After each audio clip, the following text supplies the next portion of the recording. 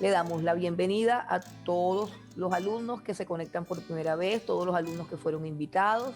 Le damos una cordial bienvenida, nos alegramos, hemos orado para que usted venga a este lugar, hemos orado para que usted se conecte, hemos orado para que la palabra de Dios llegue a sus vidas, hemos orado por las personas que tienen hambre y sed de la palabra y creemos que pues que todos los que se están conectando aquí lo están haciendo porque Dios ha respondido a nuestras oraciones, así que este es un asunto de Dios, es un, un mover de Dios en la vida de cada uno de ustedes y bueno, también en mi vida, que en su momento Dios también me llamó a estudiar la palabra y bueno, eso cambió mi vida para siempre.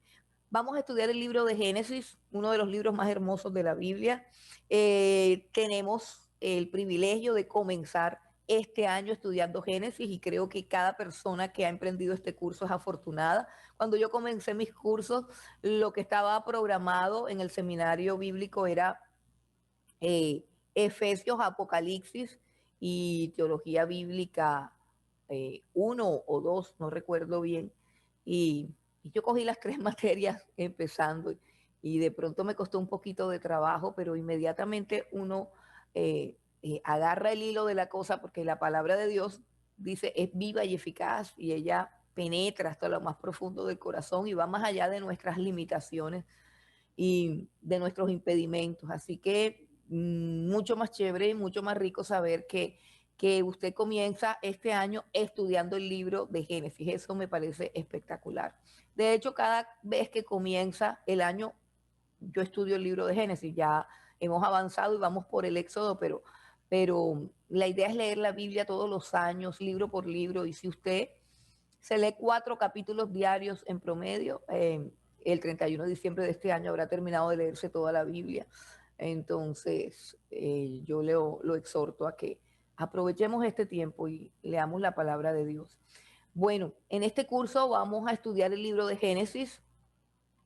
Quiero que lean el libro de Génesis, que lo lean cuando estén desocupados, que lo lean completico, independientemente de que lo entiendan o no lo entiendan, leerlo eh, produce una visión global que ayuda mucho con la materia y pues con la comprensión del libro.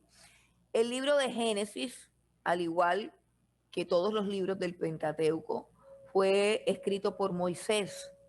Moisés se le atribuye la escritura del Génesis porque todo el Antiguo Testamento y el Nuevo Testamento los reconocen como el autor del Pentateuco, el autor de la Torá.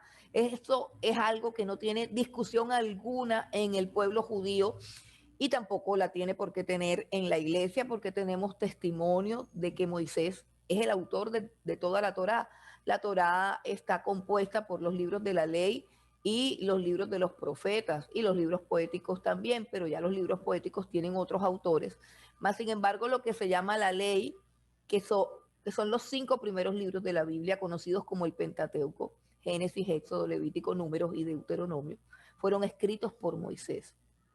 Ahora, Moisés no vivió en la época del Génesis, es decir, Moisés no estaba allí cuando Dios creó a Adán y Eva, ¿cierto? ¿Cómo es eso? Bueno, muy sencillo, hay un principio que dice, toda la escritura es más una parte de la escritura es revelada por Dios. Inspiración y revelación son dos cosas. Hay dos tipos de autores bíblicos. Hay autores que escribieron por inspiración. Inspiración quiere decir que el Espíritu Santo los guió y los iluminó para escribir algo que ellos ya sabían o algo que ellos estaban viviendo. Por decir algo, los discípulos de Jesús todos estuvieron esos 3 años de ministerio con él y todos presenciaron la resurrección de Lázaro, cuando Jesús caminó sobre el mar, cuando Jesús multiplicó los panes y los peces, cuando Jesús sanó el leproso. Toda la vida de Jesús, incluida la crucifixión y la resurrección, ellos fueron testigos de eso, pero ellos no escribieron esas cosas, es decir, no había un cronista, no había alguien con una grabadora, no había ninguno de ellos tenía una libreta anotando todas esas cosas. De hecho, en el libro de Juan, el Señor Jesús les anuncia que cuando Él se vaya, vendría el Consolador, el Espíritu Santo de Dios, y que una de las cosas que el Espíritu Santo haría, además de redarguir de pecado, sería revelarles quién era. Dice, Él tomará de lo mío, el Espíritu de Dios, el Consolador, decía Jesús a sus discípulos, tomará de lo mío y os lo hará saber. También dijo Jesús, todavía tengo muchas cosas que decirles, pero aún no las pueden sobrellevar. Cuando venga el Espíritu de verdad, Él los guiará y les mostrará toda la verdad. O sea que fue mucho tiempo después los escritos de los evangelistas. eh, Fue mucho tiempo después de los hechos, de los acontecimientos que ellos observaron, y ellos escribieron esos 4 evangelios guiados por Dios, guiados por el Espíritu Santo, iluminados por el Espíritu Santo. Quiere decir que ellos escribían algo que ellos ya conocían, escribían algo que ellos presenciaban, pero el Espíritu Santo los guiaba a plasmar correctamente los hechos con las palabras correctas, con la idea correcta, o sea, utilizando su propio léxico, utilizando su propia cultura, utilizando su propia manera de hablar, pero el Espíritu Santo los inspiraba, los guiaba en la manera como tenían que escribir las cosas. Les recordaba todo lo que Jesús había dicho, les recordaba todas las cosas. Esa fue la obra del Espíritu Santo, es la obra del Espíritu Santo en los escritores sagrados. Pero además de esto, el Espíritu Santo les daba una comprensión clara de lo que significaban los acontecimientos que ellos observaron, pero que en un momento dado no lo podían entender, sino muchísimos años después es que ellos escriben, por ejemplo, cuando Jesús dijo, destruyan este templo y lo levantaré en 3 días, no se estaba refiriendo al templo físico de Jerusalén, sino que se estaba refiriendo al templo de su cuerpo. Y muchas otras cosas que en su momento no entendieron, pero que luego, por la acción del Espíritu Santo, las comprendieron y al comprenderlas estaban capacitados por el Espíritu Santo para escribirlas, porque yo no puedo escribir de algo que sucedió pero que no entiendo. Si voy a escribir con autoridad, tengo que entender. Entonces, la obra de que la escritura es inspirada por Dios se refiere a que los hombres que escribieron en la palabra de Dios fueron inspirados por Dios. Y eso es inspiración divina, inspirados por el Espíritu Santo a escribir todas las cosas que ellos habían visto, pero escribirlas correctamente, correctamente, a recordarlas, a poder describirlas como si estuvieran sucediendo en ese momento, pero era el Espíritu Santo el que les recordaba todas las cosas y el que les daba claridad acerca del significado de las cosas. Eso se llama inspiración. Pero cuando un escritor como Moisés escribe algo que él no conoce, escribe algo que él no ha visto, estamos hablando de revelación, de revelación. ¿Qué quiere decir esto? El principio bíblico que conocemos. Toda la Biblia es inspirada por Dios, pero no toda la Biblia es revelada por Dios. Revelación es el acto divino de demostrar algo que yo nunca he visto, o sea, algo que está cubierto. Es quitar el velo, eso se llama revelación, eso es lo que significa Apocalipsis, revelación. Cosas que el escritor sagrado no ha visto, no ha sucedido, no ha sido testigo ocular, pero Dios se las revela a él. Entonces, de esa manera es que Moisés escribe el Génesis por revelación divina. El tema del libro del Génesis son los orígenes. ¿Cuáles orígenes? Los orígenes de todo.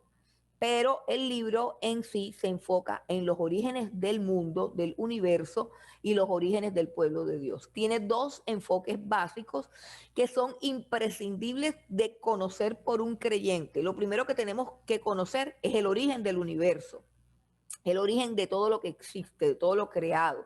Y de eso se encarga una parte del libro del Génesis. Y lo otro que tenemos que conocer es el origen del pueblo de Dios, el origen de los patriarcas, del pueblo judío, lo que podríamos llamar historia patriarcal. Entonces, el Génesis comprende la historia universal, o sea, la historia de la creación del mundo y la historia patriarcal, es decir, la historia del pueblo de Israel. Aquí hay una fecha aproximada, según los estudiosos, en la que se escribió el libro de Génesis, que es en 1445 a 1405 antes de Cristo. Como ven, hay una cantidad de años ahí. Puede ser que Moisés demoró todos esos años en escribir.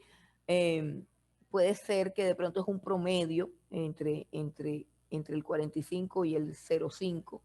En todo caso, eso es algo muy complicado de asegurar. Son fechas tentativas que han hecho los historiadores, los estudiosos. Bueno, entonces vamos a mirar, con base en lo que acabamos de decir, aquí encontramos la estructura del libro. La estructura del libro es algo que ustedes tienen que memorizar, así de sencillo, se lo tienen que aprender de memoria. Si usted se aprende esta estructura de memoria, ya hemos ganado una gran parte en el libro. O sea, si usted memoriza esto que es supremamente sencillito, lo que acabo de decir, el libro del Génesis maneja dos grandes temas, el origen del universo y son los primeros 11 capítulos, capítulos del 1 al 11. El libro del Génesis habla del origen del universo. Y del capítulo 12 al capítulo 50 habla del origen del pueblo de Israel. Todos conocemos que en el capítulo 12 encontramos el llamamiento de Abraham y a partir de ahí todo el libro del Génesis, del 12 al 50, que va a terminar con José en Egipto, toda la historia del pueblo de Israel eh, abarca la segunda parte del libro del Génesis, que es capítulo 12 al 50. Entonces, quiero que miren bien esta división y de pronto la pueden anotar en su libreta o de pronto le toman un pantallazo con su celular, como ustedes quieran. Igual las diapositivas se envían a todo el que las quiera enviar. Enviamos estas mismas diapositivas para que usted de pronto se anime y dé una clase de Génesis a un grupo en su casa y utilice las mismas diapositivas que nosotros utilizamos. Así que es muy chévere porque usted lo puede hacer, la clase está grabada, las diapositivas están en su mano, si usted tiene todos los medios y usted siente, bueno, eso es supremamente importante, si usted siente que tiene un llamado de maestro, o sea, que usted es capaz de explicar esto de tal manera que la gente lo entienda. Eso es un don y es un llamado de Dios. Y sería muy bueno que eso sucediera. Me encantaría que alguien me llamara y me dijera, estoy enseñando Génesis en mi casa o con un grupo de amigos y estoy utilizando las diapositivas. Bueno, esta es la estructura básica del libro. Parte 1, origen del universo, capítulos del 1 al 11. Segunda parte, el origen del pueblo de Israel, capítulos del 12 al 50. Ok, entonces tenemos acá el bosquejo amplificado. Vamos a amplificar el bosquejo y ahora vamos a mirar la primera parte. La primera parte que es el origen del universo, pero de esa primera parte hoy solamente vamos a ver el capítulo 1 y 2, si Dios nos los permite, capítulo 1 y 2, que es el relato de la creación, el relato de la creación. ¿Por qué el capítulo 1 y 2? Porque ahí está todo lo que tiene que ver con la manera como Dios creó el universo. Ahora, no con la manera científica como Dios creó el universo, o sea, no es una explicación científica la que hay. Cuando la Biblia dice en el principio creó Dios los cielos y la tierra, lo dice porque eso es lo más lógico y sensato que se puede decir. Algo importante que debemos saber es que la Biblia no trata de demostrar que Dios existe. La Biblia no es un libro que trata de demostrar que Dios existe. La Biblia parte del hecho absoluto e indiscutible que Dios existe. O sea, parte de que el que abre la Biblia sabe perfectamente que Dios existe. Ese es el argumento de la Biblia. Ellos en ningún momento están tratando de probarlo y por eso dicen al principio creó Dios los cielos y la tierra. No hay una explicación científica de exactamente cómo pasó, pero sí hay una explicación teológica de cómo lo hizo Dios que arroja mucha luz acerca del carácter de Dios y de la forma como Dios hace las cosas. Entonces vamos a mirar los dos primeros capítulos en este día, repito, si es posible, si Dios así lo permite, y si me da la voz porque estoy un poquito difónica. Bueno, ya están todos con sus Biblias en la mano y yo quiero que comencemos leyendo el capítulo 1 y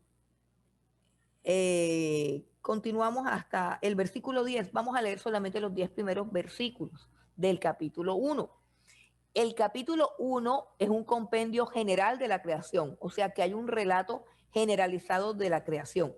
En el capítulo 2 hay un relato ampliado específico de la creación del hombre, de Adán y Eva. O sea, en el capítulo 1 está toda la creación en términos general, pero en el capítulo 2 hay como un acercamiento más profundo y más detallado de la creación del hombre, del ser humano. Entonces vamos a Génesis 1 del 1 al 10. Dice, en el principio creó Dios los cielos y la tierra estaba desordenada y vacía, y las tinieblas estaban sobre la faz del abismo, y el Espíritu de Dios se movía sobre las aguas. Y dijo Dios, sea la luz, y fue la luz. Y vio Dios que la luz era buena, y separó Dios la luz de las tinieblas. Y llamó Dios a la luz día y a las tinieblas noche, y fue la tarde y la mañana un día. Luego dijo Dios, haya expansión en medio de las aguas, y separe las aguas de las aguas. E hizo Dios la expansión, y separó las aguas que estaban debajo de la expansión de las aguas que estaban sobre la expansión, y fue así. Y llamó Dios a la expansión cielos, y fue la tarde y la mañana el día segundo. Dijo también Dios, júntense las aguas que están debajo de los cielos en un lugar, y descúbrase lo seco. Y fue así. Y llamó Dios a lo seco tierra, y a la reunión de las aguas llamó mares, y vio Dios que era bueno. Bueno, lo primero que resaltamos aquí de la creación en el versículo 1, en el versículo 1, es que dice la Biblia que en el principio creó Dios los cielos y la tierra. Es decir, los cielos y la tierra no son eternos. Los cielos y la tierra fueron creados.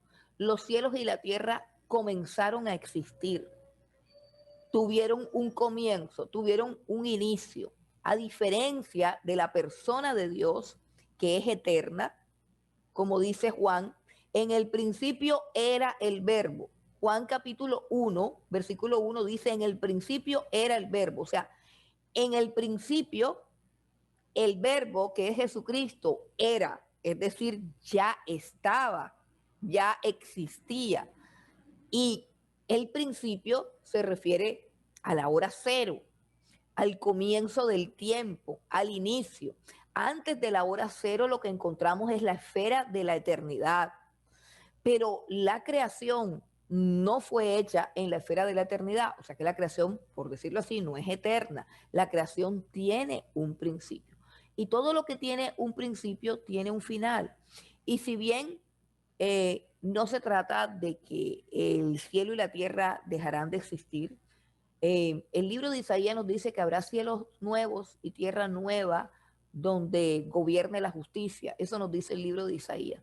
Pero lo que quiero decir es que esta tierra y este cielo que Dios creó llegarán pronto a un punto final, ¿cierto? La palabra principio implica necesariamente que haya un final. De hecho, Jesús nos dice, yo soy el alfa y el omega, el principio y el fin. ¿Por qué? Porque todas las cosas comenzaron a existir por Él y finalizarán por Él. Él es el que cierra la historia y nos conduce a la eternidad. Pero nosotros tenemos que conocer eh, el tiempo en el que vivimos y tenemos que conocer el significado y el propósito de la creación, tanto de la creación del universo como de la creación del ser humano, como de la creación de nuestra propia vida. Y una de las cosas que nosotros tenemos aquí en el versículo 2 y en el versículo 3, tenemos un principio supremamente importante que llega muy bien en este momento en que algunos han decidido estudiar la palabra de Dios. Dice que la tierra estaba desordenada y vacía y las tinieblas estaban sobre la faz del abismo y el Espíritu de Dios se movía sobre la faz de las aguas y dijo Dios, sea la luz y fue la luz. ¿Qué tenemos aquí? Nosotros tenemos aquí que no nos vamos a meter en una discusión acerca de por qué la tierra estaba desordenada y vacía, eso es tema de otra clase, pero en este momento lo que está diciendo el libro de Génesis es que la tierra estaba desordenada y vacía y en tinieblas. Hay tres características que tenía la tierra antes de este proceso de creación que está relatado en el capítulo 1 de Génesis. ¿Qué quiere decir esto? Esto es algo que pone a los teólogos de cabeza un poquito y que nos genera como cierta incertidumbre porque dice que la tierra estaba desordenada y vacía y que por qué la tierra estaba desordenada y vacía si Dios la creó y si la creó la tuvo que crear en orden porque Dios no crea nada desordenado ni vacío y mucho menos en tinieblas. Recuerden que Él es el Padre de las luces, ¿cierto? Yo soy la luz del mundo. Entonces aquí dice que la tierra estaba desordenada y vacía. Muchos teólogos se refieren a que este relato que nosotros tenemos aquí es no es la creación del mundo, sino más bien la recreación del mundo, porque antes de esto, la tierra que fue creada eh, experimentó, por decirlo así, la rebelión de Satanás. Esa es una teoría y por eso no quiero hablar de eso. Vamos a hablar del principio que podemos extractar de estos dos versículos. Y es un principio que es el primer principio que quiero que usted se grabe en su corazón. Es el primer principio. ¿Cuál es ese primer principio que tenemos que grabarnos en el corazón? La tierra estaba tres características: desordenada, vacía y en tinieblas. Ese es el estado de la tierra. ¿Cómo dejó la tierra de estar desordenada, vacía y en tinieblas? ¿Cómo dejó la tierra de ser así, desordenada, vacía y en tinieblas? A través de la palabra de Dios. Volvamos a las tres características. Desordenada. Desordenada, pues viene de desorden, por supuesto, esa palabra no necesita ninguna explicación. Pero la palabra vacía, vacía, viene de un término bajú, que significa no solamente que en un recipiente no haya nada, no solamente eso, es decir, como decir, tengo una bolsa pero está vacía, no se refiere solamente a un recipiente sin ningún contenido, no, sino que la palabra vacía se refiere a que no tiene propósito, que no tiene sentido, que es vana, que no sirve para nada. Repito, que está deshabitada, que no hay nada a lo que esa tierra esté sirviendo. Es un recipiente vacío. La tierra está desordenada y vacía. Primero porque no hay nada sobre ella y segundo porque no tiene propósito, porque no tiene finalidad, porque no tiene sentido de ser. Eso es lo que significa la palabra bajú. Los dos términos que hay aquí, desordenada es tohu y vacía es bajú. Tohu y basú significan desorden y vacío. Desorden y vacío. Pero repito, ese vacío es un vacío de propósito, o sea, sin sentido, sin propósito. Y la tercera característica es que la tierra estaba en tinieblas. La tierra estaba en tinieblas. Son tres características propias de la ausencia de Dios. Son tres características propias de la ausencia de Dios. ¿Cómo corrige Dios el desorden, el vacío y las tinieblas? A través de su palabra. ¿Qué dice el versículo 3? Y dijo Dios. ¿Cómo creó Dios el universo? Hablando por su palabra. Lo encontramos en el libro de Hebreos, en el capítulo 11, el capítulo que habla de la fe, el capítulo que tanto nos gusta, ¿cierto? Y que creo que conocemos todos, en el libro de Hebreos, capítulo 11, dice, por la fe entendemos que el universo fue hecho por la palabra de Dios, de modo que lo que se ve fue hecho de lo que no se ve. Bueno, yo no quiero buscarlo, pero lo voy a buscar porque de pronto, como dijimos que de pronto hay gente que está comenzando ahora, quiero dar el texto porque es supremamente importante. No sé por qué no lo copié ahí. Quiero dar el texto completico en el capítulo 11 de Hebreos, ya le digo el versículo, eh, versículo 3, Hebreos capítulo 11, versículo 3. Lo pueden anotar o lo pueden leer. Miren bien lo que dice la palabra de Dios. Por la fe entendemos haber sido constituido el universo por la palabra de Dios. De modo que lo que se ve fue hecho de lo que no se veía. Y vamos a Génesis y encontramos que la tierra estaba desordenada, vacía y en tinieblas y nos dice que lo primero que hizo Dios cuando encontró la tierra desordenada, vacía y en tiniebla es que habló. Dios habló y lo primero que hizo fue, dijo Dios, sea la luz. La palabra de Dios fue emitida. Dios pronunció una palabra y esa tierra que estaba desordenada, vacía y en tinieblas, obedeció inmediatamente a la voz de Dios. Inmediatamente en medio de las tinieblas apareció la luz. ¿Pero por qué apareció la luz? Por iniciativa de Dios, porque Dios habló en medio de las tinieblas y digo, hágase la luz y la luz se hizo. Esto es bien, bien, bien bonito porque habla del poder de la palabra de Dios, el poder de la palabra de Dios. Recuerden el versículo que dice, el cielo y la tierra pasarán, mas mi palabra no pasarán. Y por eso es que el autor de Hebreos dice, por la fe entendemos que el universo fue hecho por la palabra de Dios, de modo que lo que vemos fue hecho de lo que no vemos. ¿Qué quiere decir eso? Que hay una realidad más objetiva, más real, valga la redundancia, más genuina, más verdadera que todo lo que existe. Hay algo más real que el mar, hay algo más real que el sol, hay algo más real que mi propia vida y que todo lo que mis ojos pueden ver. Y ese algo que es mucho más real de lo que puedo ver, es algo que no veo. Y eso es lo que se llama fe. Eso es lo que se llama fe. Entender que hay cosas que yo no veo, pero que son más reales que las que veo. Porque ¿quién es más real? ¿El que hizo el sol o el mismo sol? Dios que hizo el sol. ¿Qué es más poderoso, el sol o la palabra de Dios que le dio existencia al sol cuando dijo, haya lumbreras para que identifiquen el día de la noche? Y cuando Dios con su palabra creó al sol, estamos diciendo que Dios es superior al sol, porque es el creador, porque al hablar lo hizo existir y al hablar lo puede también apagar.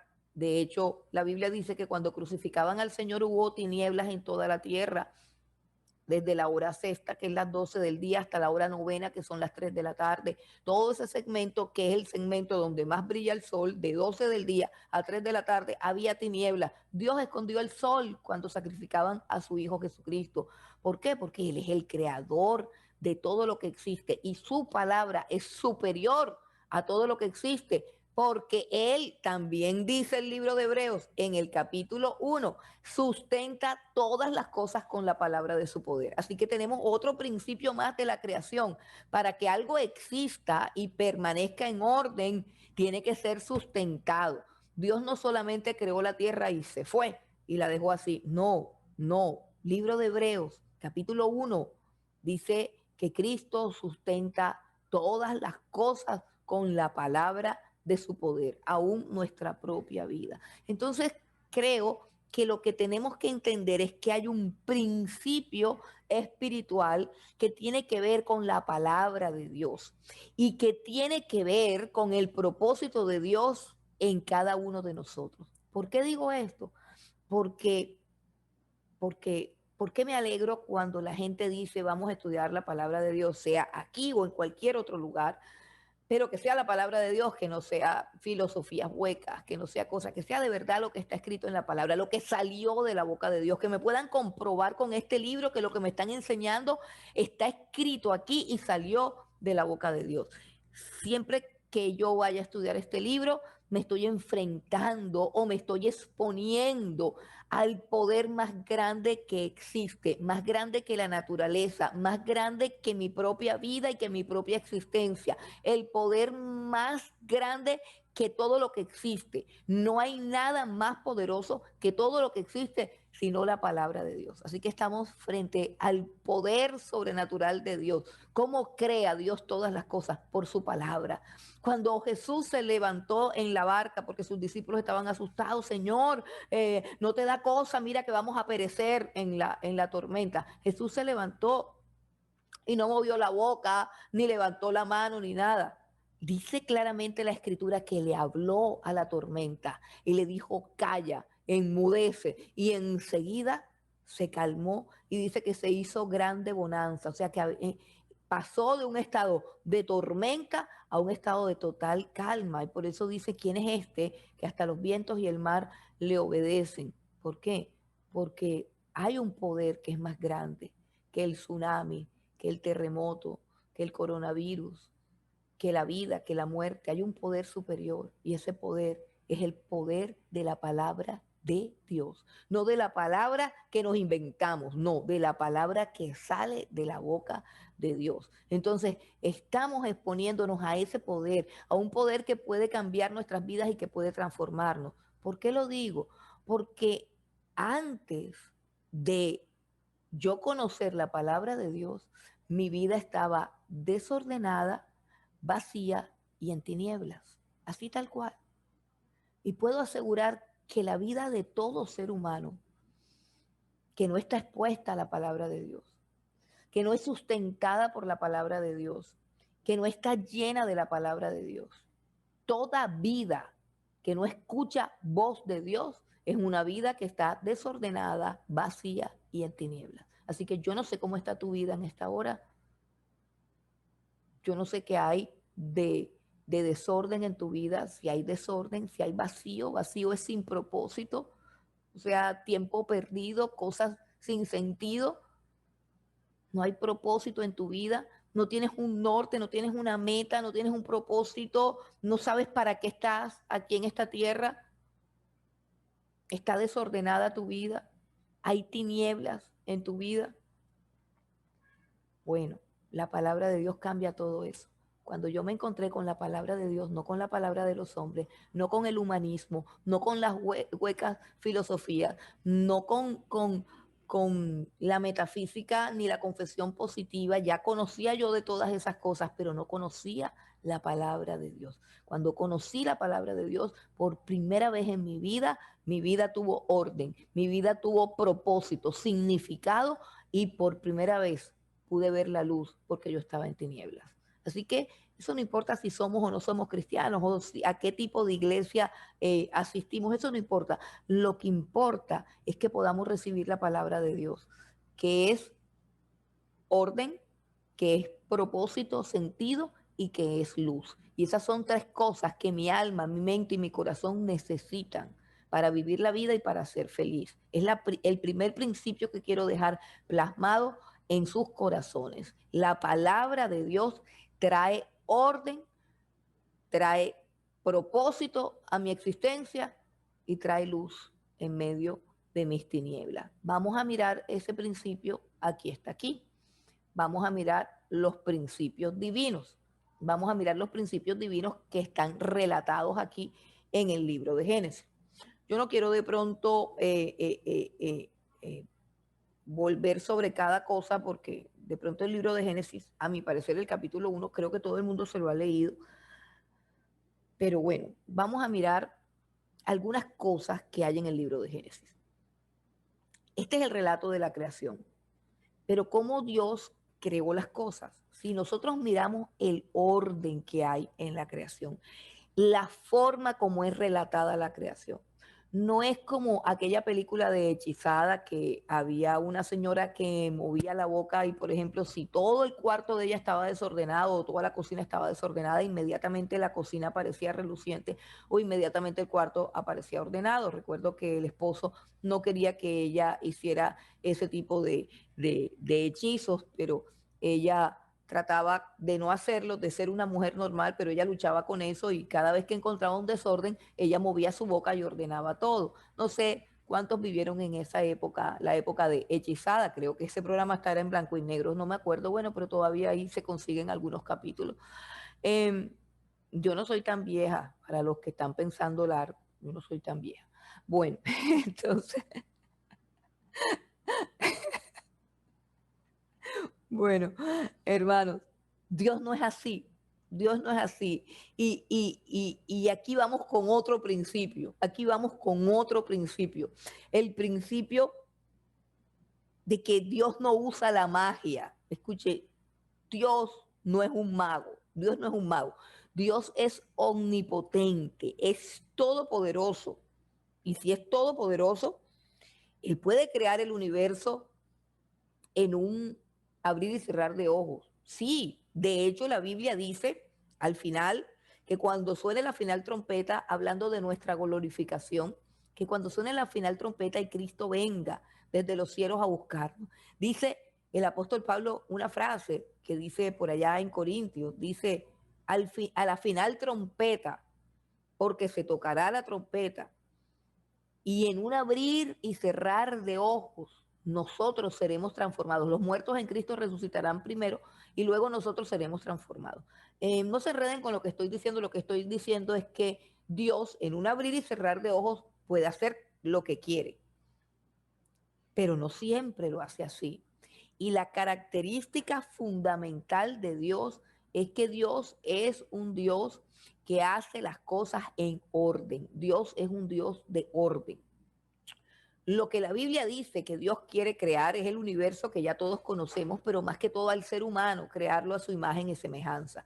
Pero aquí vemos que Dios comienza la creación y encontramos 7 días. 7 días. Recuerden que el número 7 es el número perfecto y es el número que simboliza un proceso completo de plenitud, un proceso terminado, o sea, un proceso que comienza y que termina. Nosotros que somos un poquito anormales a veces, locos a veces, inconstantes a veces, de doble ánimo a veces comenzamos una cosa y no la terminamos, ¿cierto? Pero qué rico es comenzar algo y terminarlo. A propósito, sería muy bueno comenzar el curso y terminar el curso. Eso les va a dar una satisfacción, aunque cada vez que uno termina un curso a uno quiere más, porque así es la palabra de Dios. Pero cuando Dios creó los cielos y la tierra en 7 días, nos está mostrando que la creación tuvo un orden, que Dios estableció un orden cuando Él fue a hacer una cosa.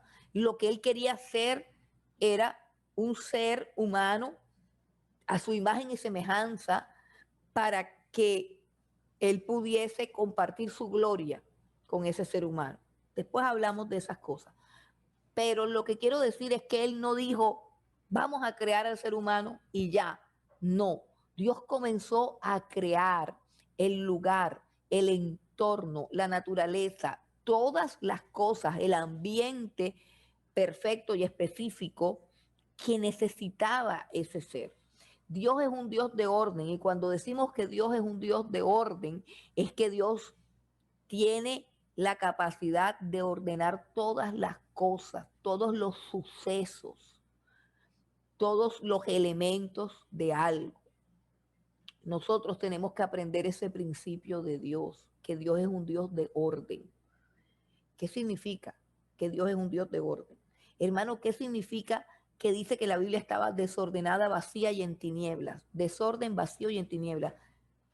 Díganme ustedes en su mente qué ser de la creación reúne estos 3 adjetivos: desorden, vacío y tinieblas. Si nosotros miramos en estas tres características apuntan a Satanás: desorden, vacío, tinieblas. Pero Dios es orden, propósito y luz. Es lo contrario. Pensemos por un momento en las implicaciones de que Dios es un Dios de orden y que el desorden pertenece a las tinieblas. Pensemos en un momento.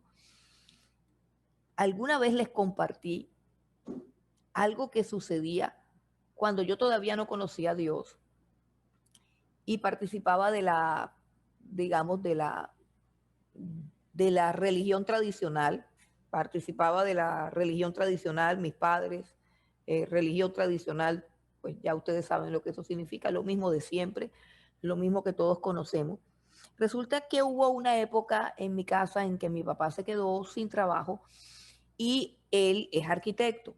Entonces se quedó sin trabajo, pero como es arquitecto, teníamos en esa temporada en que él estaba sin trabajo, empezamos a tener unas temporadas buenas y unas temporadas malas. O sea, unas temporadas donde él tenía unos contratos para dibujar unos planos, para hacer algunas obras, y había temporadas en que pues no había ningún contrato. Así como habían temporadas buenas, habían temporadas malas.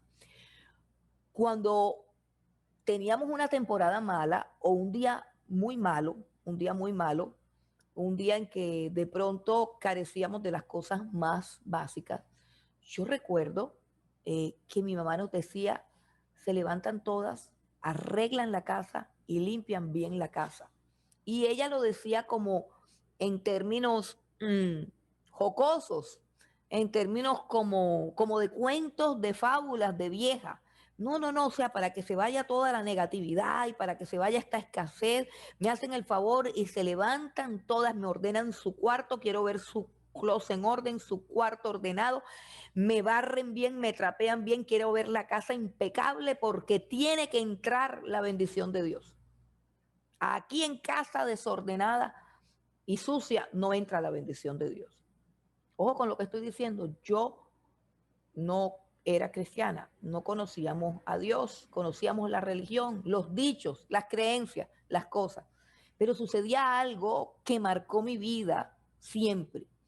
Y es que por ahí como a las 12 del día, cuando ya 11:30, 12 del día, cuando ya la casa estaba impecable, cuando ya habíamos ordenado todo, habíamos limpiado mesas, la limpieza de todo lo que normalmente no se hace, tocaban la puerta y traían trabajo para mi papá y llegaba la bendición. Y no pasó nunca, nunca que yo recuerde ninguna vez que eso no sucediera, que eso no fuera real. Ahora, yo no quiero dar una fórmula indefectible de que si usted le hace una limpieza a su casa, le van a tocar la puerta y le van a traer una bendición. No, yo le estoy contando una experiencia que me marcó, una experiencia que me marcó y que es la experiencia que hace que yo ordene mi casa. Yo no soy muy ordenada, pero le tengo miedo al desorden. Cuando veo el desorden, me pongo mal y no soy muy ordenada. Peleo con el desorden y trato de tener mi casa lo más limpia que pueda y lo más ordenada que pueda. Con el tiempo, eh, bueno, conocí a Dios y una de las cosas que yo le preguntaba a Dios era por qué sucedía eso. Porque mi mamá decía que vamos a espantarnos la saladera, limpiando bien la casa. ¿Por qué sucedía eso? Y pasaron muchos años y nunca tuve la respuesta de cuál era la relación que había entre una casa ordenada y limpia y la prosperidad de esa casa. Pero hay una relación estrecha. Y parece tonto lo que estoy diciendo, pero es que yo he ido a casas de cristianos que están sucias y desordenadas. Y eso no es propio de Dios. Y yo cada vez que recordaba esto y a lo largo de mi experiencia con Dios empecé a comprobar que los cristianos que siempre están en escasez, que siempre están experimentando eh, ruina, pobreza, miseria y escasez, cuando tú llegas a sus casas están desordenadas, sus casas están sucias y ellos mismos hasta mal olor tienen. Y perdonen que yo sea tan brusca en esto, pero me parece que si podemos recibir estas cosas, nos vamos a libertar de muchas cosas que nos afectan. Y por muchos años yo le pregunté a Dios qué relación había hasta que entendí por este versículo que cuando Dios dice que la tierra estaba desordenada, vacía y en tinieblas, está diciendo que las tinieblas tienen el control de la tierra, que tienen el control del universo y que las tinieblas, que es la potestad de Satanás, solamente puede producir desorden y sin sentido. Y cuando hablamos de desorden, me refiero no solamente al cuarto desordenado, al closet desordenado, a la cartera desordenada, sino a una vida desordenada, a una alimentación desordenada, a un horario desordenado. Cuando me refiero a vacío, me refiero a falta de propósito, a horas muertas. Y no me refiero a la hora en que usted reposa y descansa, porque el reposo no es vacío, el reposo tiene un propósito. El reposo tiene una razón de ser, el reposo fue creado por Dios al séptimo día. Entonces no me refiero cuando usted al mediodía cansado o agotado o en la tarde se recuesta un rato y se relaja. No, yo me refiero a cuando usted simplemente está ahí perdiendo el tiempo o cuando nuestros hijos están ahí levitando, vagando, perdiendo el tiempo. Nada de eso proviene de Dios. Todo eso es parte del reino de las tinieblas. De tal manera, hermano, que usted puede ser súper espiritual, usted puede hablar en lengua, usted puede ser súper religioso, pero si su casa está vacía y su casa está sucia, usted tiene una puerta abierta al reino de las tinieblas, porque el reino de las tinieblas se mueve en medio del desorden, en medio de la oscuridad, en medio del vacío, en medio del sucio, en medio del propósito, del sin propósito, del sin sentido. Y esto es supremamente elemental, pero la gente, precisamente por ser elemental, desprecian estos principios. Dios es un Dios de orden. Saben que hay un texto supremamente, mm, eh, ¿cómo diría yo? Aparentemente insignificante en el Evangelio de Juan, y creo que está en todos los evangelios. Es aparentemente insignificante. Escuchen lo que les voy a decir, les parecerá tonto, pero cuando la Biblia narra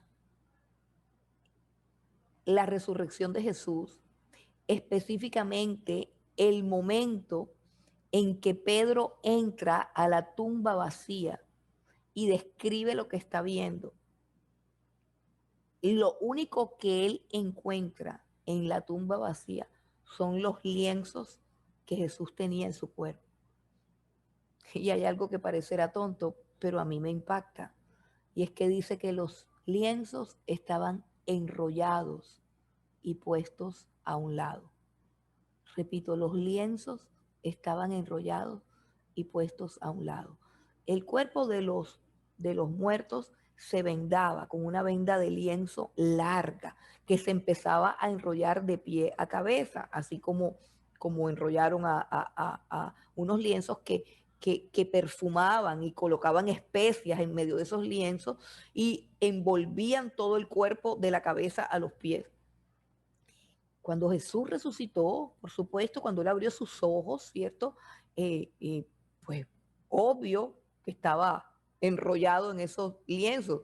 Y nosotros podemos pensar, o sea, en ese momento pues yo me pongo a pensar, yo no sé si usted lo ha pensado, pero yo me pongo a pensar en ese momento qué sucedía, ¿cierto? ¿Qué sucedía en esa tumba cuando la gloria de Dios descendió y el cuerpo del Señor Jesucristo cobró vida nuevamente, una vida glorificada, una vida gloriosa, y yo pudiera pensar, bueno, esos lienzos explotaron, se reventaron, se rompieron, pero eso no fue lo que pasó, porque el cuadro que está allí dice que los lienzos que cubrían el cuerpo de Jesús estaban enrollados y colocados a un lado.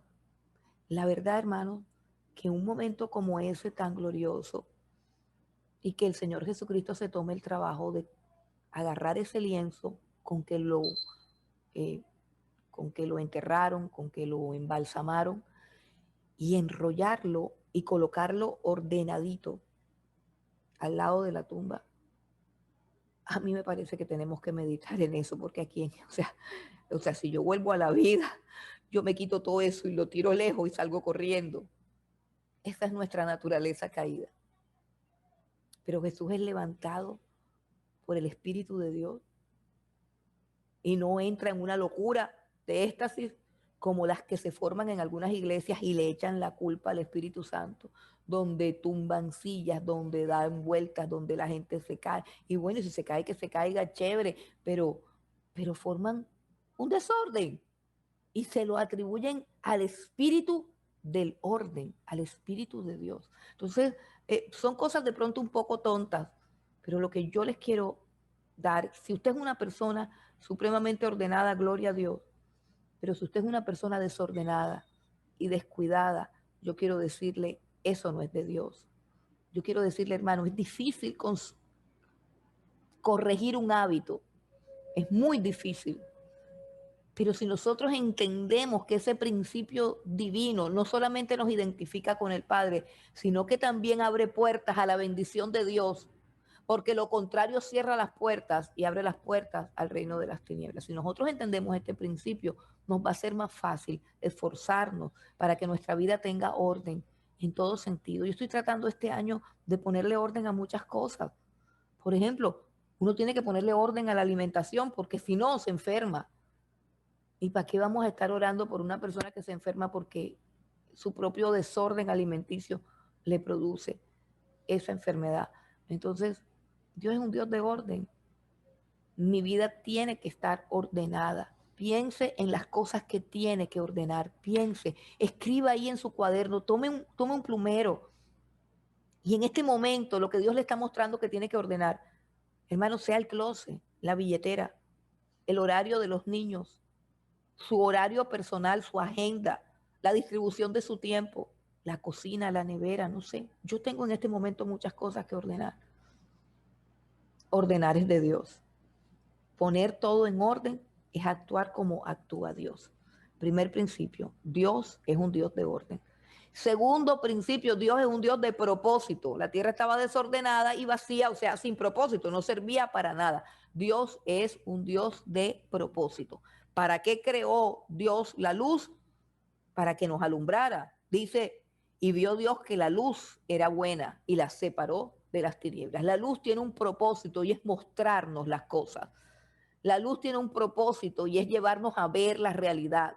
La luz tiene un propósito y es impedir que tropecemos. Jesús dice, yo soy la luz del mundo, el que me sigue no andará en tinieblas. Todo lo que Dios creó tiene un propósito. Si seguimos leyendo, dice que Dios hizo que las aguas se recogieran, se separaran. ¿Para qué? Para que hubiese la expansión de la tierra. ¿Por qué? Porque la tierra tiene un propósito. Él tenía un propósito con la tierra. ¿Cuál es el propósito de la tierra? Levantar árboles, levantar frutos. De la tierra creó los animales y esa tierra sostiene la naturaleza, sostiene los árboles, sostiene los animales y nos sostiene a nosotros. Todo lo que Él creó tiene propósito, o sea, tiene razón para qué fue creado, tiene una función en el universo. Y el principio lo podemos resumir en que Dios trae orden y propósito a todas las cosas, aún a nuestra vida, pero ese orden y ese propósito lo trae a través de su palabra. Dios le da propósito a mi vida en la medida en que estudio su palabra.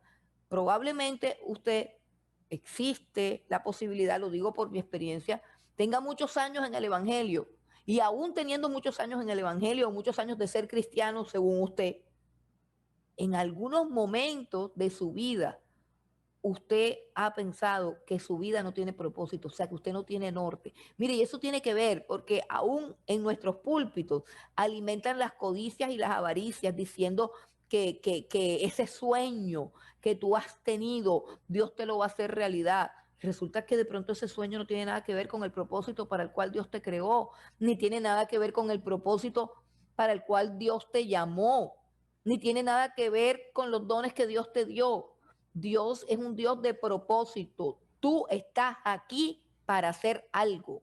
Dios tiene un propósito contigo. Y eso no puede ser una frase romántica. Ah, es que Dios tiene un propósito grande conmigo. Sí, pero lo estás cumpliendo. ¿Qué estás haciendo?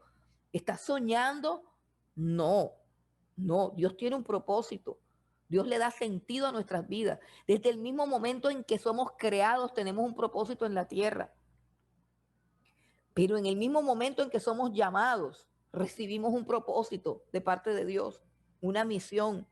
Dice, porque somos creación de Dios, hechura suya, creados en Cristo Jesús, dice el capítulo 2 de Efesios, creados en Cristo Jesús para buenas obras, las cuales Él preparó de antemano para que anduviésemos en ellas.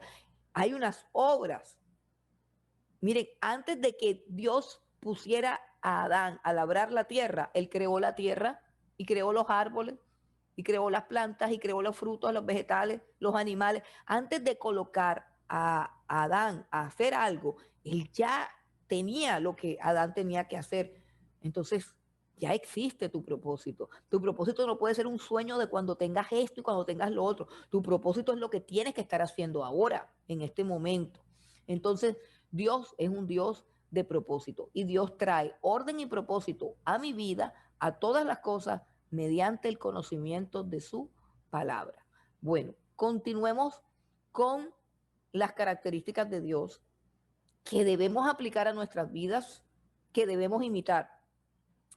La cuarta característica es que Dios es un Dios de procesos. Conocemos, conocemos en administración algo que se llama el proceso administrativo, donde se planea, se ejecuta, hay otro paso que no recuerdo y el cuarto es que se supervisa. Bueno, hermanos, aquí en el proceso de la creación está todo lo que nosotros conocemos como el proceso administrativo. La Biblia dice que, por lo menos, miremos el versículo 9. Vamos al versículo 9, dice, dijo también Dios, júntense las aguas que están debajo de los cielos en un lugar y descúbrase lo seco, y fue así. Si se dan cuenta, Dios está ordenando todas las cosas.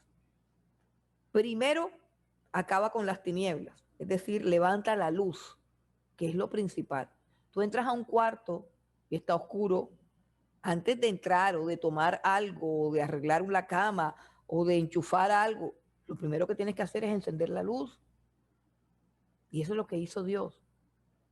Encender la luz, crear la luz, hacer la luz, ordenar la luz, conforme a su diseño, conforme a su plan. Lo ejecuta con su palabra y crea la luz.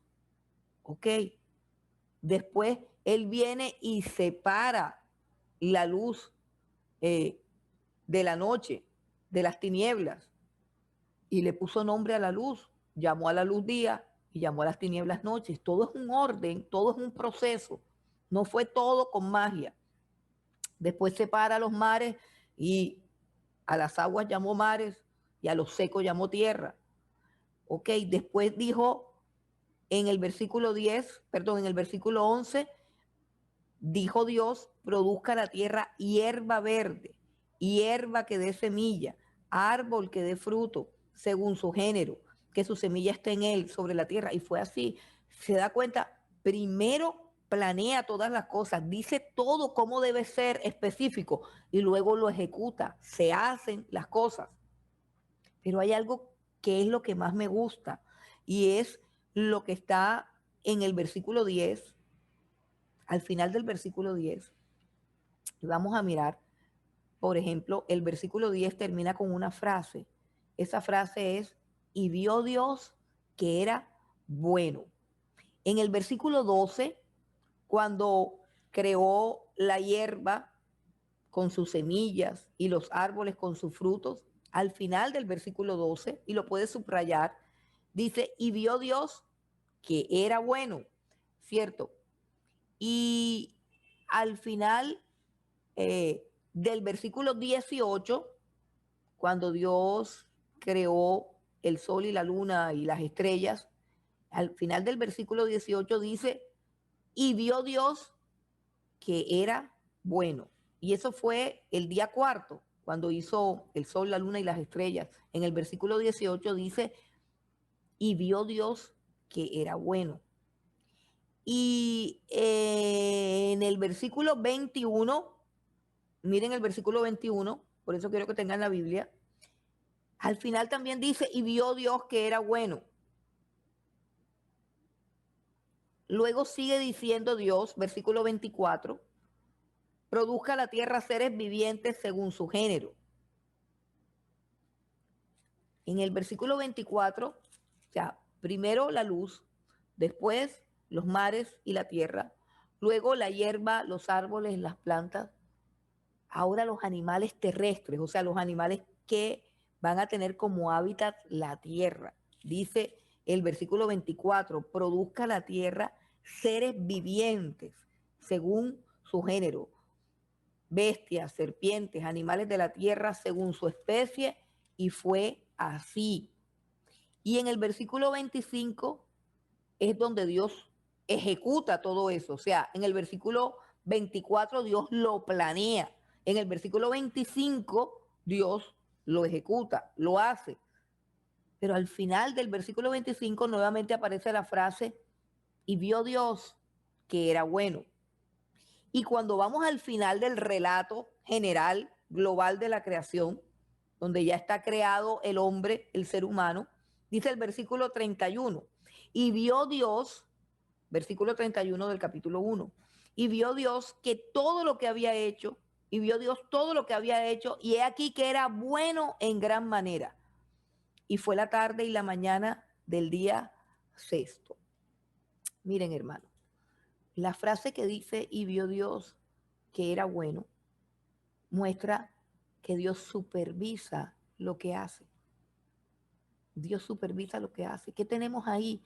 El proceso administrativo, el proceso de planificar, el proceso de ejecutar, el proceso de supervisar. Dios es un Dios de proceso. Nosotros queremos que Él nos responda con magia. Nosotros queremos que Él arregle todas las cosas en un santiamén. Nosotros perdemos la paciencia porque somos una generación que está acostumbrada a obtener todo hundiendo un botón. Pero así no trabaja Dios. Dios trabaja a través de procesos. Dios cambia tu vida, pero a través de procesos. Dios cambia tu familia, tu hogar, pero a través de procesos. Dios transforma algunas realidades que de pronto no te gustan, pero no los hace con magia, no los hace con un chasquido de sus dedos, los hace a través de procesos. Ahora, hay momentos en que Dios irrumpe en nuestras vidas y produce cambios radicales de un día para otro, pero no es la manera como usualmente Dios trabaja. Dios trabaja en cada uno de nosotros a través de procesos, a través de procesos. Entonces, dejemos a un lado ese aspecto mágico de Dios, de que mueve la boca y nos responde. Dios es un Dios de procesos. Nosotros podemos orar por sanidad y muchas veces la persona no se sana de un día para otro, comienza a sanarse, comienza a sanarse. Podemos orar por muchas cosas que no se dan en un santiamén. Hay situaciones en nuestra vida que no implican una negativa de Dios, sino el hecho de que Él quiere que atravesemos por un proceso, porque Él está haciendo un proceso con nosotros. Dios es un Dios de procesos, o sea, Dios llega a un fin, a un resultado a través de etapas, a través de procesos, a través de disciplinas. Y nuestra vida es una vida que siempre va a atravesar por procesos. Y son procesos que provienen de la mente de Dios, del diseño de Dios para nosotros, procesos que tenemos que experimentar, procesos que tenemos que vivir. Todo este asunto de las etapas, de cuando el niño nace, de la gestación de un bebé en su vientre, de cómo se va gestando el embrión y luego va creciendo primero la cabeza, el corazón. Todos esos procesos hablan del carácter de Dios y de la manera como Dios hace las cosas. Entonces, no nos volemos los procesos, no querramos volarnos los procesos. Hay veces que somos tan desordenados, y pongo un ejemplo sencillo, compramos un aparato, compramos algo, enseguida lo enchufamos y lo ponemos a andar. Eso trae unas instrucciones. Eso dice, primero haga aquí, primero enchufe, primero conecte, primero una esto, primero limpie, primero despeje, primero haga esto. Procesos. El éxito depende de no volarme los procesos. Procesos en mi vida, procesos en mi crecimiento, procesos en los niños. Hoy nuestros niños, como dice el dicho, se maduran biche, se vuelan la niñez, se vuelan los procesos, asumen cosas de gente adulta o nosotros los guiamos a asumir procesos de gente adulta. Dios es un Dios de procesos y quizás hayan cosas que se están demorando porque están en proceso, no porque no van a venir, sino porque están en proceso. ¿Cuál proceso? Dios es un Dios de procesos. Nosotros debemos sujetarnos a los procesos y no volarnos para nada las etapas que tenemos que vivir en cada proceso. Eso por un lado. uno de los principios de carácter de Dios. Dios es un Dios de procesos, es el cuarto principio. Ahora vamos al quinto principio. Dios es un Dios de provisión. Dios es un Dios de provisión. Lo tenemos claro porque Dios, antes de crear al hombre, dice que Él hizo nacer. Vamos un momentico al capítulo 2.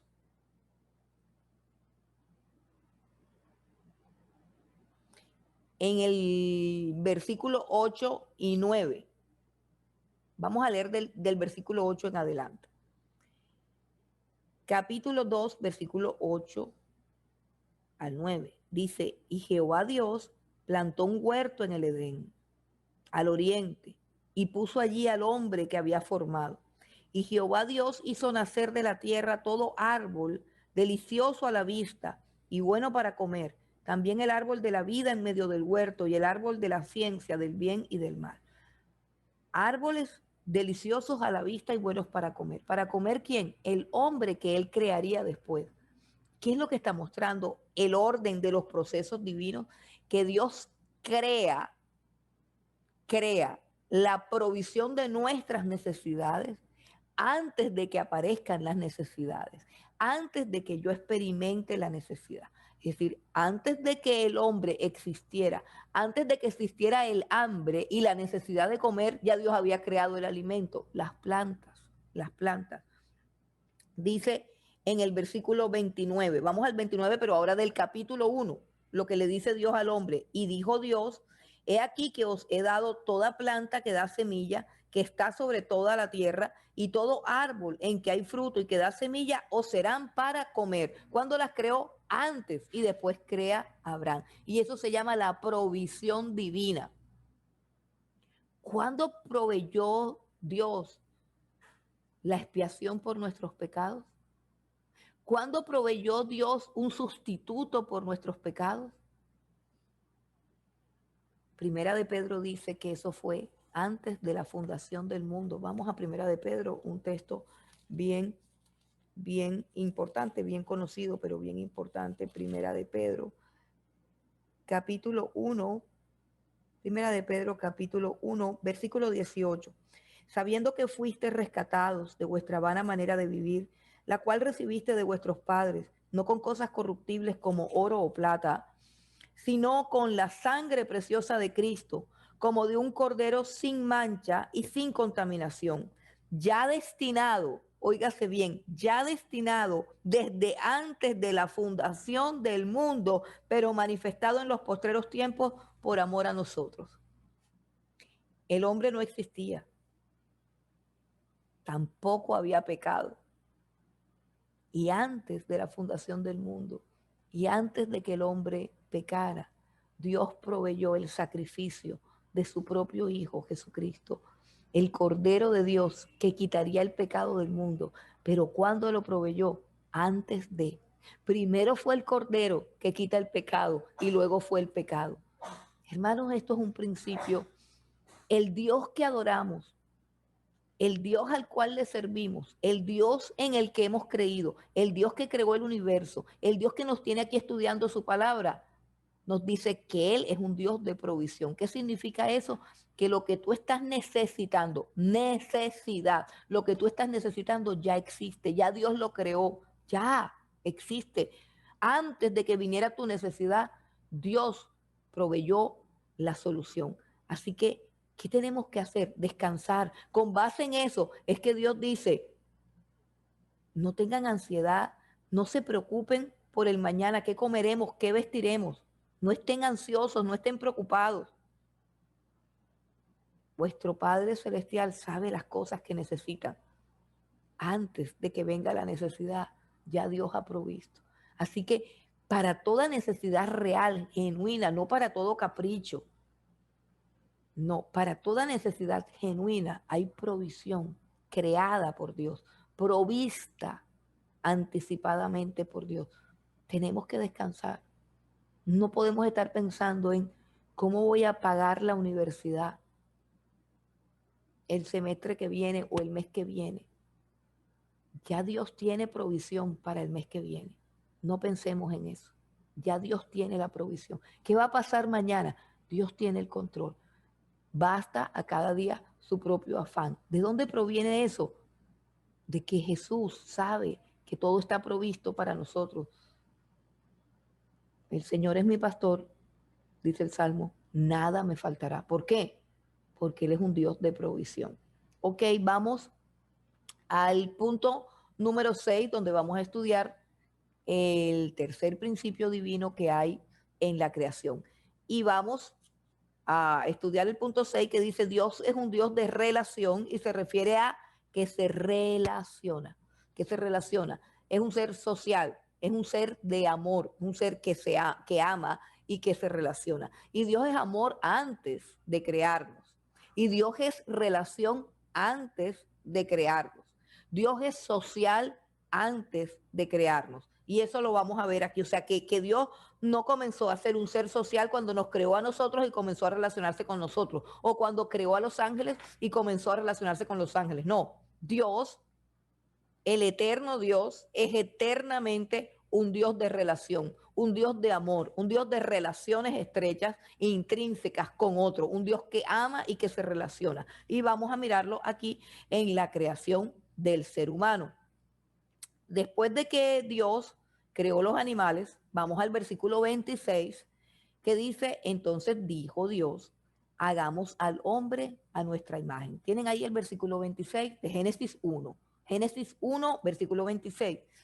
Entonces dijo Dios, hagamos al hombre a nuestra imagen, conforme a nuestra semejanza, y señoree en los peces del mar, en las aves de los cielos, en las bestias, en toda la tierra y en todo animal que se arrastra sobre la tierra.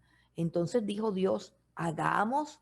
¿Con quién está hablando Dios y dice, hagamos? ¿Será que los ángeles son creadores y lo ayudaron? No, los ángeles son criaturas creadas y no pueden crear. Hagamos. ¿Con quién está hablando Dios? El término que aparece allí en plural es Elohim, que significa dioses en plural, pero que no se refiere a que existan varios dioses, sino que se refiere a la Trinidad de Dios. El Padre, el Hijo y el Espíritu Santo hablan. El Padre, el Hijo y el Espíritu Santo dice, hagamos. Como cuando Isaías se acerca al trono de Dios y puede escuchar la voz de Dios y escucha que Dios dice, ¿quién irá? ¿A quién enviaremos? ¿Y quién irá por nosotros? El Padre, el Hijo y el Espíritu Santo hablan entre sí. La Biblia dice en Juan, en el principio era el verbo, y el verbo era con Dios, o sea, estaba con Dios, y el verbo era Dios. O sea, que el verbo, que es el Hijo, estaba con Dios el Padre, pero al mismo tiempo el Hijo y el Padre son Dios. Dios es un Dios que se ha relacionado consigo mismo. De hecho, cuando Jesucristo viene aquí a la tierra, Él en voz audible, mientras el Señor Jesús se bautiza en el río Jordán, en voz audible, el Padre habla desde el cielo al Hijo que está en la tierra y el Espíritu Santo está sobre el Hijo y la voz del Padre dice, este es mi Hijo amado en quien tengo complacencia, en quien me deleito. ¿Qué quiere decir eso? Antes de que mi hijo estuviese humillado en la persona de un ser humano, Él estaba conmigo y en él y con él me deleitaba y en él me deleitaba. Jesús cuando oraba con sus discípulos dice, Padre, glorifícame tú con aquella gloria que tuve antes de que el mundo fuese. Padre, Hijo y Espíritu Santo conviven, cohabitan, tienen comunión y se aman. El Padre ama al Hijo, el Hijo ama al Padre. Dios es un Dios de amor y de relación en su naturaleza intrínseca y divina. Pero ese amor desbordante, esa gloria desbordante, todo lo que Él es, su ternura, su cariño, su justicia, su verdad, su santidad, su misericordia, su compasión, su amor, todo lo que Dios es, Dios quiso manifestarlo, creando una criatura a imagen de Él. Entonces dijo Dios, hagamos al hombre a nuestra imagen. Y allí Dios, en el relato de la creación, nos coloca en un nivel totalmente diferente de los animales, porque cuando Dios habla acerca de los animales. En el versículo 24 dice, perdón, en el versículo 21, vamos al versículo 21, Génesis 1, 21 dice, y creó Dios los grandes monstruos marinos y todo ser viviente que se mueve, que las aguas produjeron según su género y toda ave alada según su especie. Vamos al versículo 24. Luego dijo Dios, produzca la tierra seres vivientes según su género, bestias y animales de la tierra según su especie. E hizo Dios animales de la tierra según su género, y ganado según su género, y todo animal que se arrastra sobre la tierra según su especie. Y vio Dios que era bueno. Bueno, no sé si hay algún científico o algún biólogo o algún veterinario, no sé, pero pues cuando estudiábamos en el colegio, que desafortunadamente en esa época no conocíamos a Dios para disfrutar todo lo que aprendíamos en biología acerca de la célula y sobre todo acerca de una materia que recuerdo que se llamaba caracteres taxonómicos y hablaba de la clasificación taxonómica que existe de todo el reino animal, que están clasificados en género y especie. Miren cómo es. O sea, el mismo libro que dice de pronto en su introducción acerca de las teorías de la evolución y no sé qué, ese mismo libro es que la verdad de Dios y la verdad de la creación no puede ser negada sin que uno caiga en lo absurdo y en la contradicción, porque el mismo libro que habla de la evolución, el mismo libro nos enseña que existen los caracteres taxonómicos, o sea, las especies y los géneros. Una especie tiene tantos géneros de animales y esa especie y ese género es algo que no puede trastocarse. Es decir, un perro, por mucho que eh, evolucione, nunca se va a convertir en un gato. El perro en el clima frío es más peludo, en el clima cálido tiene menos pelo. ¿Por qué? Porque hay unas adaptaciones que son reales, que Dios permite a cada especie adaptarse al medio. Entonces, el oso polar tiene unas características que no tiene el oso panda o que no tiene el oso de anteojos de por acá, de Latinoamérica. Pero son osos y pertenecen a la misma especie y pueden tener cambios en ciertas características del pelo, del color del pelo, de su tamaño, pero el oso siempre será oso. El oso nunca se puede convertir en un jabalí o en un cerdo. El oso es oso, el perro es perro, el gato es gato, los simios son simios, los monos son monos y nunca se pueden convertir en otra cosa diferente porque así Dios lo creó. Es una barrera, dice, según su especie y según su género. Es una barrera que no se puede atravesar cuando, cuando se aparea que un caballo con un burro, algo así, con una yegua con un burro o algo así, se produce un mulo que es un animal estéril, ahí termina, se choca con, con el muro taxonómico del género y de la especie. Así que la evolución como tal no existe. Es una de las doctrinas o de las creencias o de las hipótesis de una pseudociencia supremamente absurdas y ridículas. Y bueno, más adelante hablaremos un poquito más de eso, si Dios nos lo permite, o por aquí tengo unos videos que podemos ver. Eh, Dios es un Dios de relación y nos ha creado para tener comunión con nosotros. El propósito por el cual Dios nos crea a su imagen y semejanza es para que nosotros podamos tener comunión con Él. Ese es el propósito que Dios tiene. Dios no puede tener la comunión que tiene con un hombre, con un ángel. Dios no puede tener la amistad que tuvo con Abraham, con uno de sus ángeles.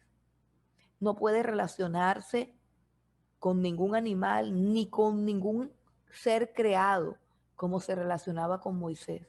No puede llamarle a nadie su amigo como le llamó amigo a Abraham. Ni Jesús puede llamarle amigo a nadie, como le dijo a sus discípulos, ya no llamo siervos, sino amigos. La razón de ser de la creación del ser humano es que nos relacionemos con Dios, que nos relacionemos con Dios. Dios es un Dios de relaciones. Dios es un Dios de relaciones. Si no tenemos relación con Dios, no tenemos relación con nuestro Creador, nunca vamos a saber quién somos ni para qué estamos y nunca tendremos plenitud y satisfacción en el corazón. Volvamos a la creación del hombre. Entonces dijo Dios, hagamos al hombre a nuestra imagen conforme a nuestra semejanza y señoré en los peces del mar, en las aves de los cielos, en las bestias. Y creó Dios al hombre a su imagen, a imagen de Dios lo creó, varón y hembra lo creó. Vamos a la creación del hombre. Dios creó al hombre, como dice el capítulo 1, lo creó del barro de la tierra.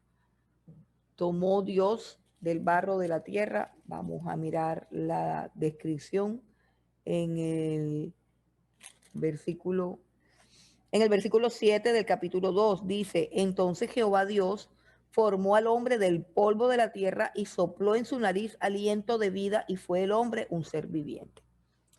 Este versículo 7 es supremamente importante porque nos habla de algo que hace diferente al ser humano. Cuando Dios dijo, produzca la tierra seres vivientes según su especie, hay como una orden mediática que Dios le da a la tierra, ¿cierto? Y hay como una separación entre la esencia divina y la esencia de la tierra. Todos los animales terrestres provienen de la tierra, todos los animales acuáticos provienen del agua y todos los animales que vuelan también provienen del agua según la creación divina. Pero el hombre no fue creado así. Trate de comparar la orden que sale de la boca de Dios para crear un animal y la orden que sale de la boca de Dios para crear al hombre. Son dos órdenes diferentes. Produzca la tierra seres vivientes, produzcan los mares seres vivientes según su especie, según su género. O sea, hay una separación, que la tierra produzca seres vivientes según su propio género, no según yo. Pero acá hay una orden diferente. Hagamos al hombre a nuestra imagen para que señoree sobre todo lo que hemos creado por la tierra. Ahora, en el capítulo 2 nos dicen algo más, nos dicen cómo fue el proceso y dice, tomó Dios barro de la tierra, versículo 7, entonces Jehová Dios formó al hombre del polvo de la tierra y de esa manera le dio un cuerpo que podía habitar en la tierra.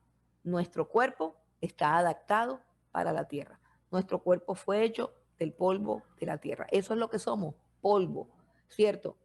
Pero para que fuéramos diferentes al resto de los animales que habían sido creados de la tierra, entonces Él sopló sobre nosotros su propia vida.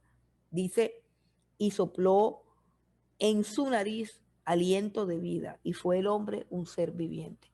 La vida que tenemos proviene del aliento de Dios en nuestra nariz. Dios nos hizo vivir con su espíritu. Dios nos hizo vivir con el aliento que sale de su boca. Eso fue lo que nos dio vida, el soplo del omnipotente, como dice el libro de Job. Él sopló sobre nosotros, de tal manera que la vida que nosotros tenemos no proviene de la tierra. El cuerpo que tenemos es terrenal, el cuerpo que tenemos está adaptado a nuestra existencia aquí en la tierra. Pero lo que nos hace vivir, lo que tenemos adentro, lo que nos hace pensar, mover las manos, mover los pies, actuar, tomar decisiones, llorar, hablar, bendecir, todo lo que nos mueve por dentro de nuestro ser proviene del aliento de Dios. Esa es la forma como fuimos creados.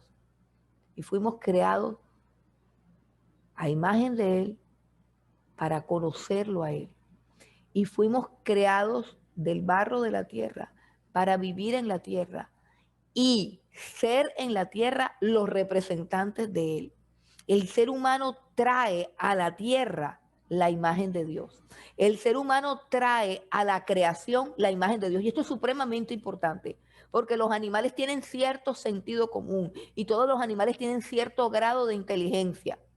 para percibir la grandeza de Dios en el ser humano. Todas las criaturas, todos los animales perciben al ser humano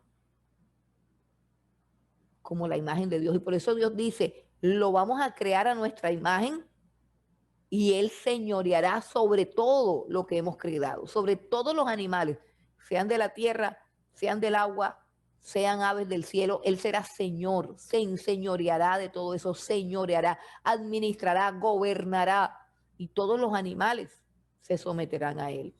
Así fue como Dios creó las cosas. No existe el pecado en este momento. Estos son los principios. Este es el corazón de Dios diciendo lo que Él quiere. Sí, nos creó del barro de la tierra para que estemos en la tierra, pero en la tierra tenemos que estar entendiendo que nuestra vida proviene de Él y que estamos aquí en la tierra para mostrar la gloria de Él. Fuimos creados para su gloria, fuimos creados para su gloria, fuimos creados para mostrarle al mundo el carácter de Dios. Tenemos que transmitirle al mundo lo que es Dios. Ese es el propósito inicial y eterno. Propósito que por supuesto se fue al fracaso con el pecado, pero que se levanta de nuevo como propósito de aquel hombre que es redimido. ¿Somos redimidos para qué? Para que se cumpla en nosotros el propósito de Dios, que seamos para la gloria de Dios aquí en la tierra, que glorifiquemos a Dios aquí en la tierra. Dice, y creó Dios al hombre a imagen de Dios, versículo 27, Génesis 1, varón y hembra los creó. Bueno, los creó a imagen de Dios, los creó con autoridad. El hombre tiene autoridad de parte de Dios y todos los animales se sometían a él por esa autoridad que tenía. La tercera cosa, los creó varón y hembra, los creó sexuales. Sexuales significa, ¿cierto?, que son complementarios. ¿Cómo entendemos la sexualidad? Como el ser complementarios. ¿Por qué entendemos la sexualidad como ser complementario? Bueno, aquí hay algo importante que de pronto todos ustedes saben. Sabemos que Dios es un Dios que supervisa y en todas partes, en todos los procesos de la creación y en todas las etapas y en los 7 días de la creación, dice, y vio Dios que era bueno, y vio Dios que era bueno, y vio Dios que era bueno. Pero acá en el capítulo 2 de Génesis, vamos a mirar que hay un recuento específico de cómo Dios creó al hombre y a la mujer. Génesis capítulo 2, versículo 15.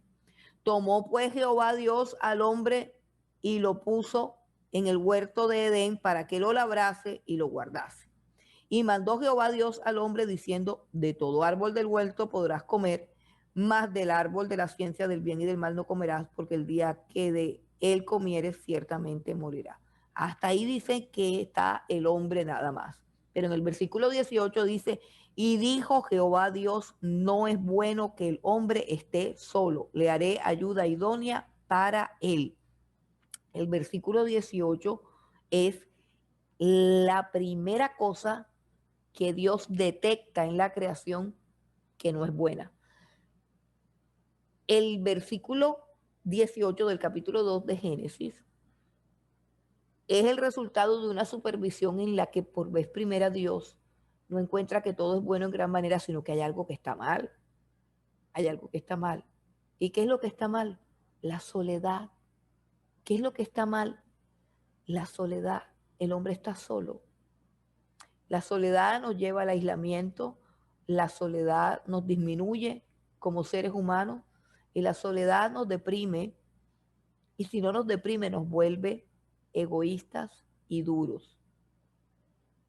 La persona que vive sola y no puede compartir su vida con nadie es egoísta, no le gusta que nadie la moleste, no soporta compartir, no soporta estirarse un poco hacia el otro, pero al mismo tiempo no es feliz, no es feliz.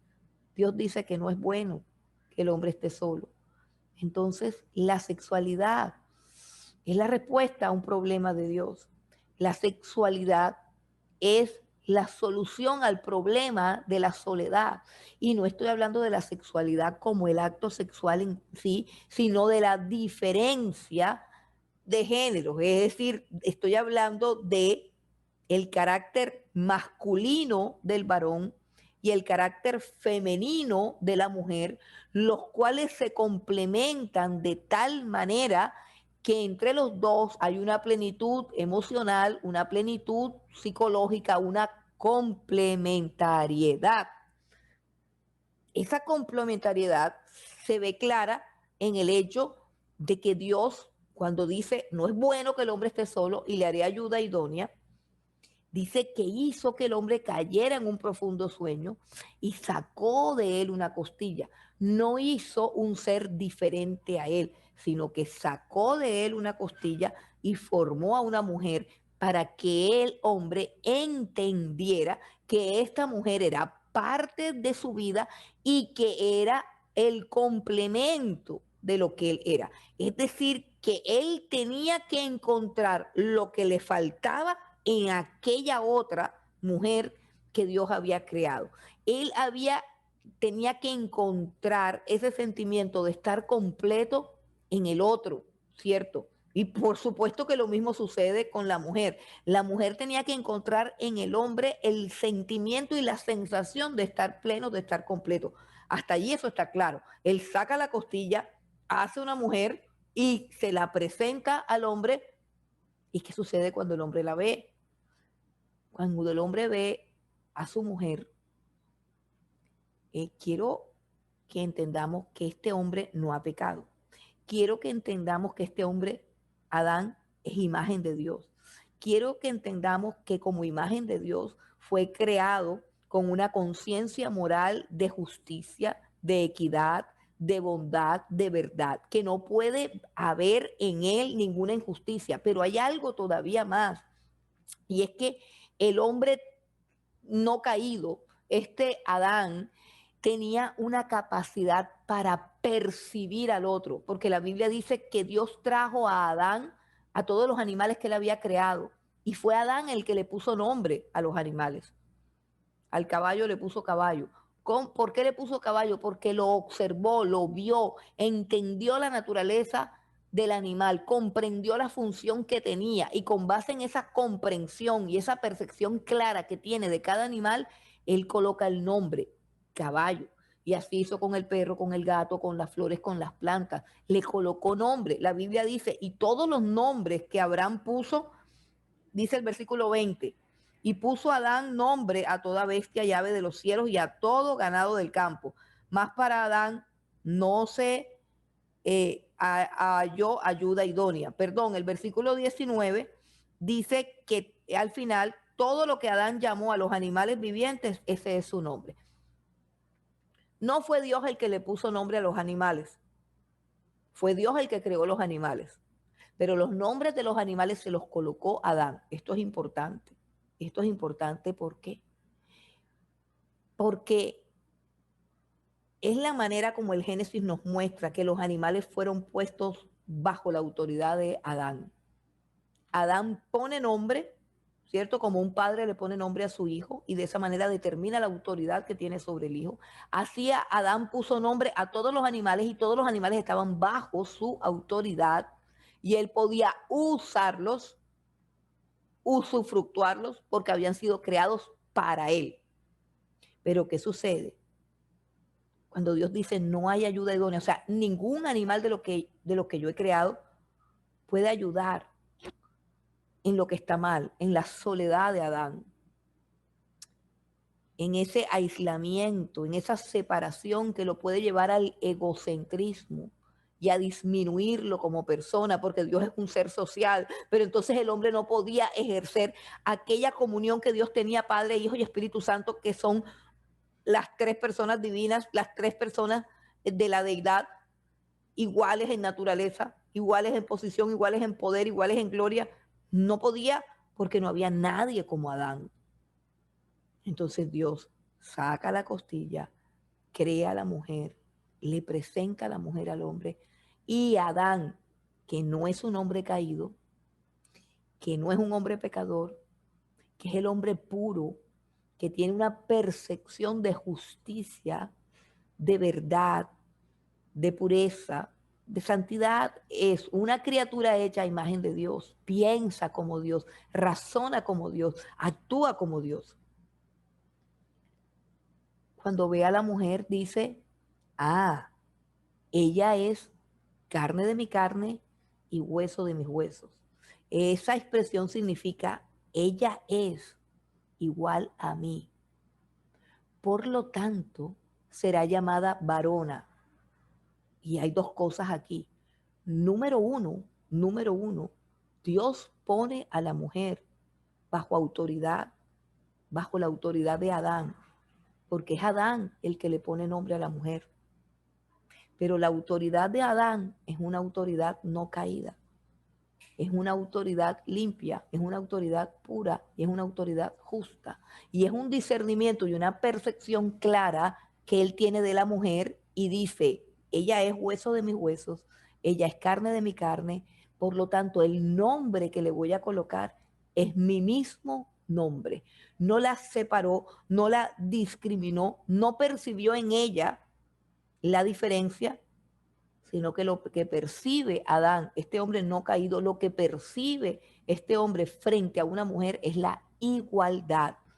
Y al darle su mismo nombre, le reconoce la igualdad sin dejar de tener autoridad sobre ella, pero con un reconocimiento claro de que ella es igual a él y que tiene los mismos derechos, que tiene las mismas capacidades, que tiene las mismas habilidades. Y por eso es una ayuda idónea. Adán, el hombre no caído, pudo reconocer en su mujer la igualdad, los derechos, la dignidad, la misma dignidad de él, y le pudo colocar su mismo nombre. Recuerden esto, el hombre no caído es un hombre que ejerce la autoridad con el reconocimiento de la igualdad, de la igualdad. Igualdad de dignidad, igualdad de capacidad, igualdad de derechos, le pongo mi mismo nombre. O sea que la pongo a mi lado, en mi misma posición. No como los animales que voy a usar y que son diferentes a mí. No. Como carne de mi carne, hueso de mis huesos y con mi mismo nombre y con mis mismos derechos. Y eso es supremamente importante porque es una autoridad no caída. Esa es la percepción que el hombre no caído tenía de la mujer. Y esa es la relación perfecta que se da cuando él encuentra que en la mujer él está completo. Y cuando ella encuentra que con este hombre ella está completo. Más allá del asunto del sexo, la sexualidad tiene que ver con complementarnos el uno al otro, con que el hombre no es sin la mujer ni la mujer es sin el hombre, con que aquello que es débil en el hombre es fuerte en la mujer y aquello que es débil en la mujer es fuerte en el hombre. Y en ese complemento yo respeto al otro porque él tiene lo que yo necesito y lo que yo no tengo, porque él me completa, porque él me llena. De ahí nace el respeto, de una mentalidad no caída, de una mentalidad limpia, de una mentalidad pura.